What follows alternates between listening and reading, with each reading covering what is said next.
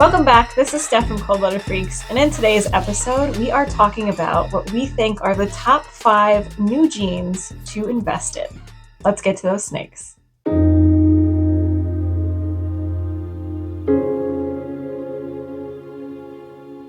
The first gene that we're talking about is our number 1, which is chaos. So it is number 1 because 1, it is the most expensive gene that we are talking about, and number 2, there's only one person that's working with it, and that's RCR, which is Royal Canadian Reptiles. Good news for us, though, in the United States is he's moving here. So he's moving from Canada and bringing his collection to the States. So maybe we will be able to get our hands on Chaos in the future, but the gene itself is very interesting. It adds this crazy hyper alien head pattern, if you will. There's just a bunch of little alien heads that are not necessarily regular, and it's all over the place, and it's very neat looking. And it was found in a het puzzle pairing that just kind of coincidentally was in that mix, and he's been working on proving it to be its own gene. And I just can't wait to see what the future holds, because from what I've seen so far, I would have to say it's its own gene, because it definitely is doing some funky things outside of puzzle so far. So far what he's shown us in his video about Chaos is that he's made stuff with pastel and vanilla in it. So again, based on what he showed us, it's pretty untapped. I'm sure he's got other genes that he's worked with, but there are some genes that I really would love to see in it.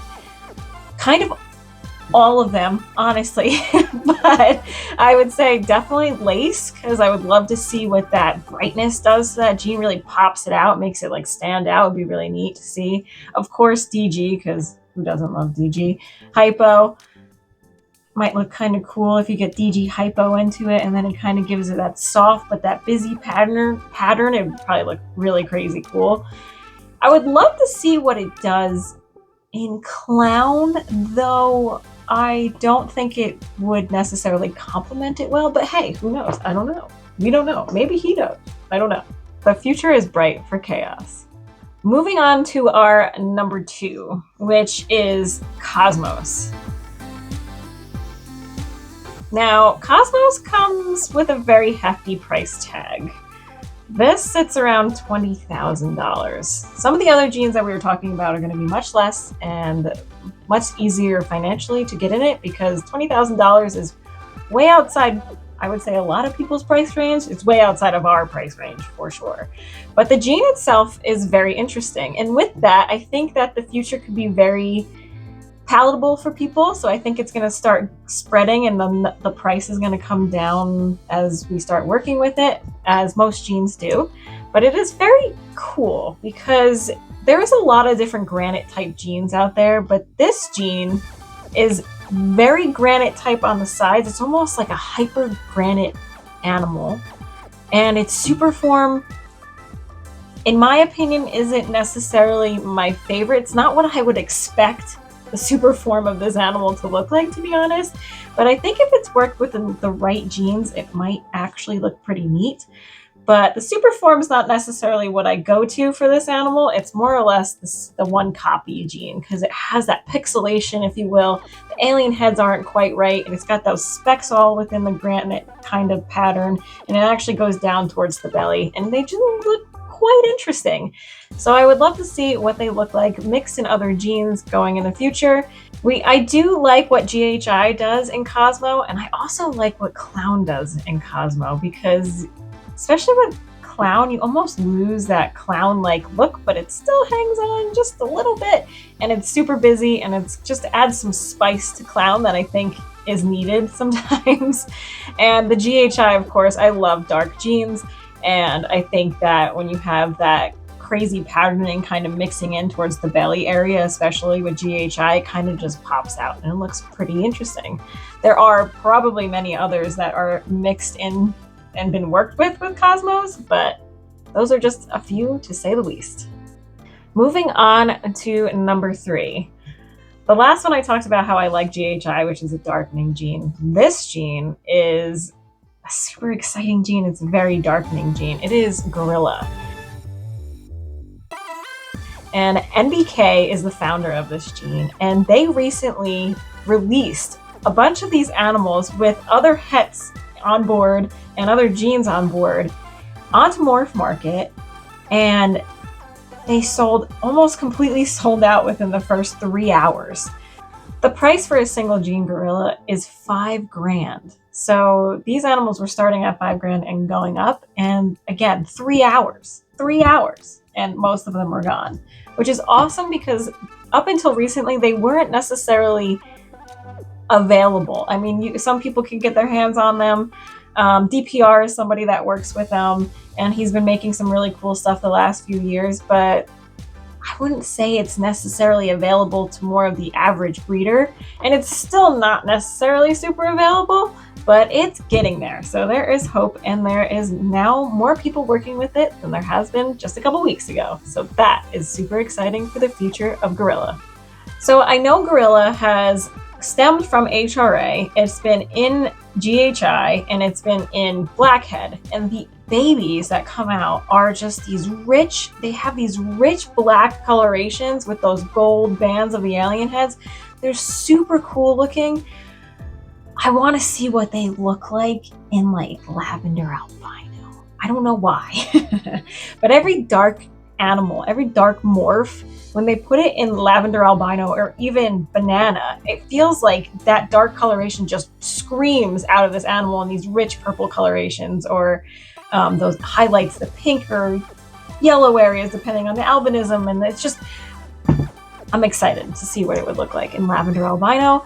I'm also excited to see what it could do potentially for some of those super like pure black snakes that have potential genetic issues. If gorilla can help clean those genetic issues up and make it a safer, completely black snake for those people that like things such as super black pastels or even 8-balls or things like that that have their genetic issues sometimes. So moving on to number 4. So this one's kind of interesting because there's a lot of debate on it still, and we are talking about striker. So striker gene itself, to me, the single gene or the het, again, because there's so many questions to be answered still about this gene. But when I look at the het or the single gene animal, it kind of looks like a granite type animal and a fire had a baby. They looks kind of normal with a little bit of extra pixelation maybe in the alien heads with that lighter head color of like a fire, and then that just brighter body color. But when you get to the super form or the visual het, depending on whichever way this genetic goes, it's cool. It looks like a zebra almost. I mean, this is what the debate is about: is it zebra? Is it not zebra? Are these animals hets? Are they single genes? I don't want to be the one that says either or because it's still up for debate. But the super form or the visual recessive of it is very cool. And the animal itself, to get into this project, is cheaper than zebra. So if you're thinking about getting into a zebra-like animal that isn't necessarily coming with the cost of zebra, striker might be the way to go, because they start at about $1,500 to get into the projects themselves. So with that said, it's a little bit more budget friendly than zebra, and the answers haven't been fully discovered yet. So we still got some questions that need to be answered and some combinations that need to be bred into it to see what really happens with it. And I think it's certainly something to look into if you do like zebra and you like that crazy looking tiger-like pattern. It's very cool. This gene is not so tapped into, as I said, and realistically, the only thing I could really find pictures of are super strikers that are yellow belly. So not complaining because the animal is absolutely stunning. I would love to add lace again into this one to see what happens with that pattern, if it really brings out those blushings that are all through the sides of those stripes. Look super cool. Would love to see what that does. I would also like to see what black pastel kind of does in it, because I did see the black pastel yellow belly striker, and the animal looks pretty cool. I would love to see what it looks like in that super form, because maybe it makes those rich, like tiger-like stripings that are coming down even darker, and maybe it makes that contrast of that brightening against that dark coloration even pop more. I would just love to see what those combinations look like. Again, I would love to see it in GHI as well, because I feel like that's never a bad gene to mix any new gene into. But I do think that this is a good project to definitely get into if you are considering investing in a new gene that you haven't really heard a lot about. Another gene that I just want to give an honorable mention to is Monarch. Monarch is a gene that is more worked with currently than some of the other ones that we're talking about. That's why it's not part of this necessarily discussion, but it is an upcoming gene. It has been put into some recessives like Clown and Pied, and they look awesome. And I can't wait to see what, like, as we get multi-recessives going into Monarch. It's just so cool. It's slowly getting tapped into, and I just think it looks so cool. So I just had to give it an honorable mention in this episode. Finally, we are talking about number 5. Now, number 5 is very interesting to me because it is a brightening gene. And I don't necessarily always like super bright, vibrant genes like this, but I love Orange Dream and I love Mandarin. And this gene is kind of like that. We are talking about Bang. So Bang has a super form, and it kind of reminds me of a very high quality Orange Dream or a Mandarin, just with a little bit less of a price tag. They sit around about $1,000, so a little bit more affordable to get into, especially since genes like Mandarin are taking the industry by storm right now. There's just so many Mandarin things that are going on, and I'm not complaining because I think they're awesome looking, but if you're trying to get into a gene that might not be as tapped into as a gene like Mandarin, Bang is it. Because I honestly haven't seen anyone really posting anything about Bang, but I'm intrigued to see what the future holds, because the super form, not only is it very bright, but it's very clean.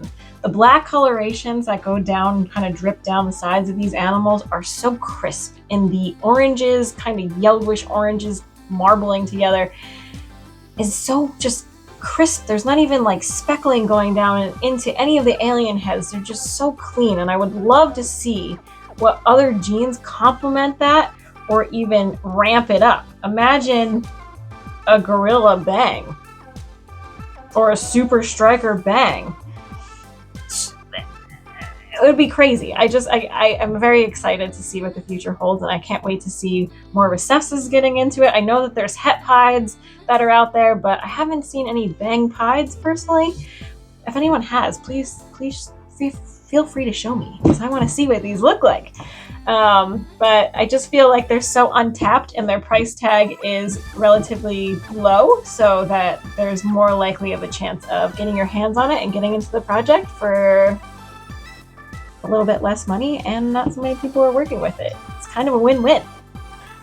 Something else really cool about Bang is that I saw an animal that is Fire Bang, and this animal looks like it's a DG Fire as an adult. Like, it is bright, it is clean.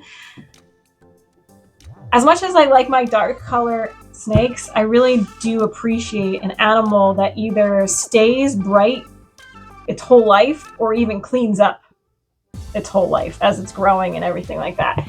And this animal, like DG does that, and it seems Bang does that, because if you look at this Fire Bang animal, it literally looks like it is just so clean and so bright, and it's not even a crazy image. It's just a simple picture of the animal sitting on a table, and it just looks awesome. So I just think that the untouchedness of this gene is what draws my attention to it so much, and I just want to see more. I want to see more of this worked with, and I want to see what is untapped about it and add some more genes to it and see where it goes. I hope you guys enjoyed this episode. In the comments below, let me know what gene or which genes you like the most, and if there are any that you want to get into or that you're already into. Don't forget to like and subscribe, and I really think you're going to like this next video, so check it out. We will see you next time.